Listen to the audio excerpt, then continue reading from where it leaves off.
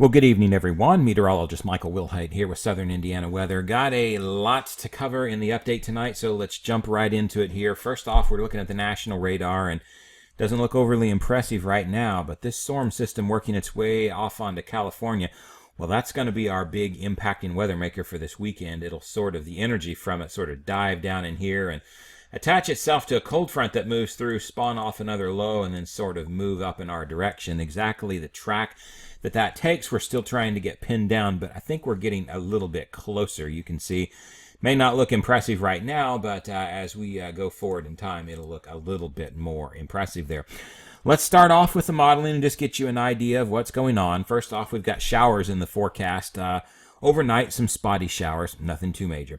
And then we got another 40% chance of showers tomorrow and a better chance of showers on Thursday as well. In fact, here's Thursday as we speak, and you can see this is the Gfs model, and the Gfs brings that cold front through here. It's kind of hard to see on here, but if I overlay it on the map for you, it's kind of something in this general neighborhood, and you see it brings some showers ahead of that cold front as it moves through as well. Just rain to start with, but it's what happens to it on Friday morning and onward that can get a little bit hairy. Now, the GFS earlier had been showing some very weird things. It has since corrected itself. If you followed me on Facebook and Twitter, you might recognize some of those things. But let me give you an idea. So during the overnight hours late on Thursday night into Friday, the GFS starts to see this going to a freezing rain event for some just to our west, and it starts off as a freezing rain event for us before moving over into a snow event for us. Now, and then just worthy of note, the GFS follows that up with a little clipper system on Monday, something we'll also sort of need to watch. The Canadian model is the one that I have really liked the most, and really liked it the most because it's been the most consistent. Watch the storm system down in here. It starts to go over, and what happens is the upper level pieces of energy, two of them split, one of them starts to go this direction, and that's what spawns this parent low moving up like this. Eventually it'll spawn another low down here and sort of move up in like this. It shows rain for us on Thursday there. There's that second low that I was talking about forming right there. And watch it sort of ride up this front. And so by the time you wake up on Friday morning, it's already got some freezing rain here starting over portions of the area, and it only gets worse as we go through the day. Watch the track of this low and how it sort of positions itself very much in a favorable position for us to get some heavy accumulating snow for us here in Indiana. And you know, this particular model takes it sort of right up the spine of the Appalachian Mountains, which would be a very favorable track for snow. Also a climatologically weird track. We don't get a lot of these that track that way. So, you know, is that track completely set in stone? Now, I wouldn't argue that it is, but I think it may be close. If we take a look at one run, we take a look at a couple of runs prior to this, you see there's a little bit of waffling here on the exact position of the track at this time, even with the Canadian. But you notice that the precipitation shield still been fairly consistent even with that. So not really doing that bad of a job on it. I'll show you the snow maps in a minute, and you'll kind of see what I mean with that. And then as you come into Monday, it shows that little system, that clipper system diving down as well. Not as impressed with it as the GFS does. Now let's go to the Euro model. The Euro is the one that is just showing megatons of snow, and I'll show you that here in a second. Here we go into Thursday, and there's rain breaking out with that cold front moving through. It then starts to change that over to ice, pretty much very similar to what the Canadian does. You're getting some freezing rain working its way in here. This would be 7 a.m. Eastern time on Friday morning. You got some snow off to our north, and watch what this does. As the day wears on, it changes this over to snow and actually makes a very heavy accumulating snow for a good chunk of the area here. And this is actually Saturday morning. It's still snowing heavy. Saturday afternoon, it's starting to pull away a little bit. It's Saturday evening before it fully ends up pulling away with this. How much snow would we get off of this? My word, look what the GFS does, or excuse me, what the Euro model. Let's look at it a little bit bigger here, and you can kind of see. Don't let these snow totals scare you, because remember that on the Euro model, it does not distinguish between winter precipitation types. So there is some ice mixed in here with the snow. Also, this map is on a 10-to-1 ratio, and this won't fall as 10-to-1. So this map isn't the best example of what is actually going to fall. But the illustration that we're looking at some major precipitation totals are certainly there with this. And really, if you look on some of the other modeling, not that far off. The GFS is the loner that's kind of the odd man out. I'll show you that in a second, but let's look at the Canadian model. And here's what the Canadian model has shown for you today off of this. And you can see, well, that's pretty similar in placement and in large intensity as what you can see. And the Canadian model actually has been really consistent with this. If I hold on a second, let me pull this up here for you and make this a little bigger. I've got the last several runs saved onto my computer here. All right, so we are looking, my goodness, if I can get the thing to cooperate here with me. There we go. So there was this morning's run. Here was this last night's run. And here was the run before that. And you can see that's 3 runs in a row that are actually pretty consistent with that. And if you go back to some runs prior to that, you get a little bit more waffling off of there. But ever since about 3 days now, this has gotten on to this idea of having a pretty decent amount of snow with it. And for the past 3 runs, it's sort of locked on to this heavy snow, and the positioning of this being the core of it, sort of right over Indiana. Now, the NAM does not see out this far yet, but you notice it does. This is as far as the NAM goes right now. NAM only goes out to about 1 a.m. Eastern time on Saturday morning, but would you notice the positioning? So this doesn't see all the snow yet. So if you're looking at this and saying, well, I don't have any snow over here, well, that's because the model doesn't see out as far as it goes to you yet. But the idea here is that you've got this same arc of snow starting up in here, and it's looking, I think, if this run were to sort of flesh itself out the rest of the way, it would look very similar to what the Euro and the Canadian does. So some very good model agreement right now between those. The only one that's not doing so great is the GFS, and the GFS has had some problems. Here was the GFS this morning, and then now the GFS this afternoon starting to correct itself, and so it's starting to get that positioning in. Now the GFS, I believe, is having some issues. Let me sort of illustrate that for you by showing you the last several runs of the GFS here, and would you just take a look as that animation goes? You can see that the model is obviously having problems. It's literally all over the place. The GFS is usually one of the least reliable of our models, which is a shame because it's our American model. But it is just not an overly great model, and it's one of those things where unless you get to really close time frame on the GFS, Mexican tap water is probably more trustable than it at this point. I've said that before, but I truly believe that. I do see the GFS starting to correct to what the Canadian has been saying for days and to what the Euro has been correcting to as well. So now, are there going to be more adjustments to this? Yeah, I mean, this may not be the final position of the track. Even what the Canadian says may not be the final position, but I think it's going to be somewhat close. So if you're in southern Indiana, I think we're getting snow out of this. I think it's a question of how much. Are we going to be in the heaviest? You know, oftentimes what happens on these is you get a northwest tick off of these.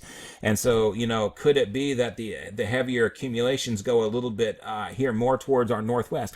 I wouldn't rule that out, but what happens is we've got a very strong Arctic high pressure up here that's sort of exerting itself. So it's a question mark to me as to how much further northwest this could really go. I'm not sure if it can go all that further northwest. There's some that's suggesting it might go down to the east. That's a possibility as well, but I'm not really seeing that. I think the models tonight and tomorrow morning are really going to be telling, because what happens is now we've got a fully sampled storm system out of this. From this morning's runs that I'm showing you here, we had a partially sampled storm, but the model runs that are actually churning right now, they won't be available for another few hours, but they're actually initiated already. Those models, I think, are going to be a little bit more telling to us on what we're going to get, because they have a fully sampled storm worth of energy. And by sampling, what I mean, just to show you, to give you a general idea of what I'm talking about here, if you take a look this is what I'm talking about. This is a measure of spin, cyclonic vorticity.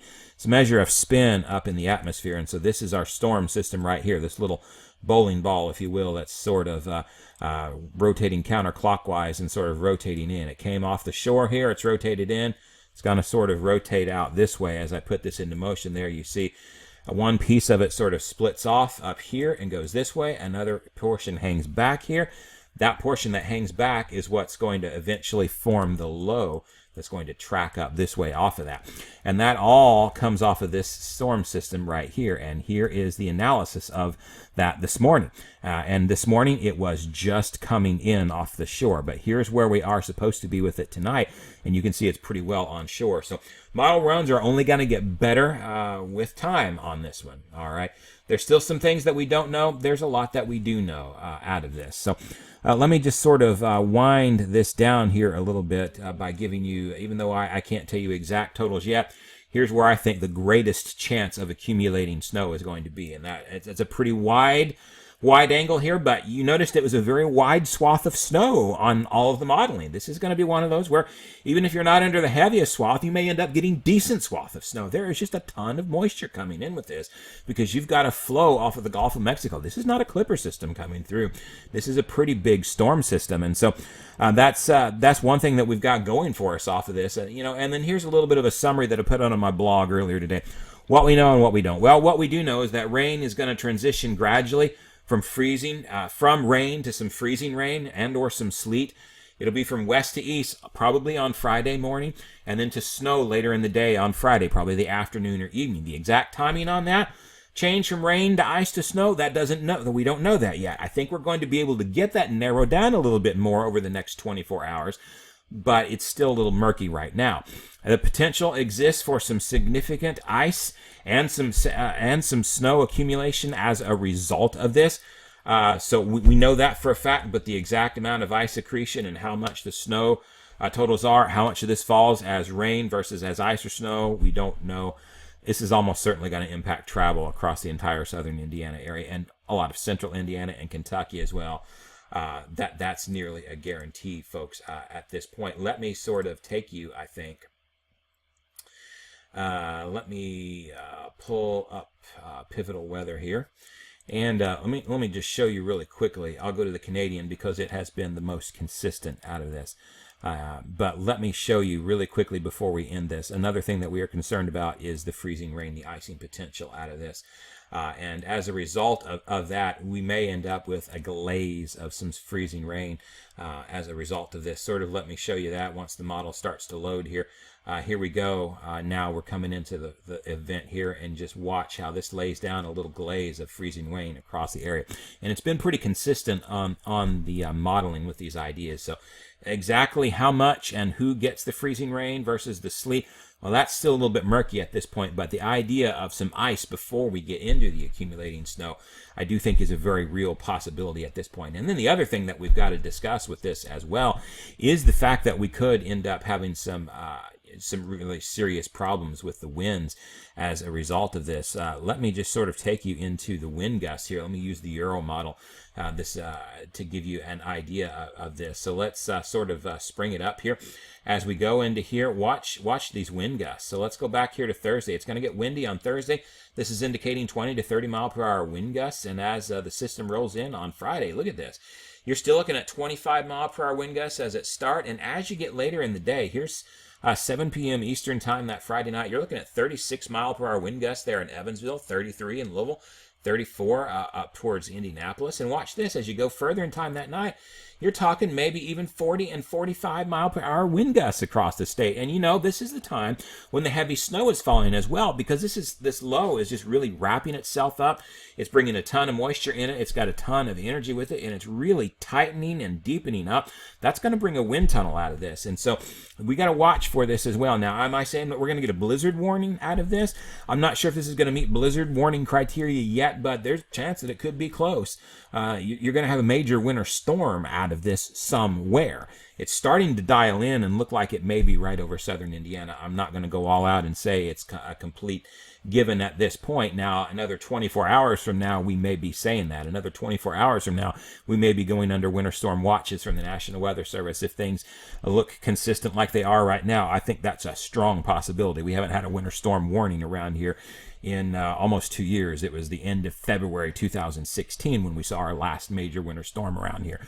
So I think that's just about to change. The question for me is the heaviest axis going to fall up here? Is it going to fall in here, or is it going to fall down here? I'm thinking right over us. That's where all the dials are.